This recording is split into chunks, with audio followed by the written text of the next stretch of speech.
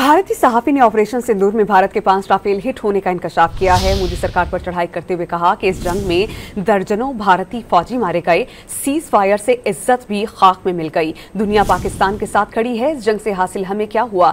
सवाल भारतीय अवाम के जहनों में बारूद की तरह फट रहे हैं। ऑपरेशन सिंदूर के जरिए भारत ने आखिर हासिल क्या किया?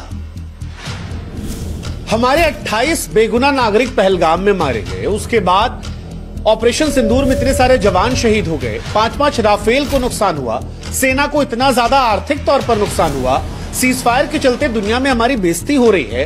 पाकिस्तान जश्न मना रहा है, देखो दुनिया पाकिस्तान के साथ खड़ी है। और सबसे बड़ी बात, पहलगाम के वो आतंकवादी कहां गए? ये सवाल नहीं, ये बारूद हैं जो हमारे दिमागों में फट रहे हैं। ऑपरेशन सिंदूर के जरिए भारत ने आखिर हासिल क्या किया? हमारे 28 बेगुनाह नागरिक पहलगाम में मारे गए। उसके बाद ऑपरेशन सिंदूर में इतने सारे जवान शहीद हो गए, 5-5 राफेल को नुकसान हुआ, सेना को इतना ज्यादा आर्थिक तौर पर नुकसान हुआ, सीज फायर के चलते दुनिया में हमारी बेइज्जती हो रही है। पाकिस्तान जश्न मना रहा है, देखो दुनिया पाकिस्तान के साथ खड़ी है।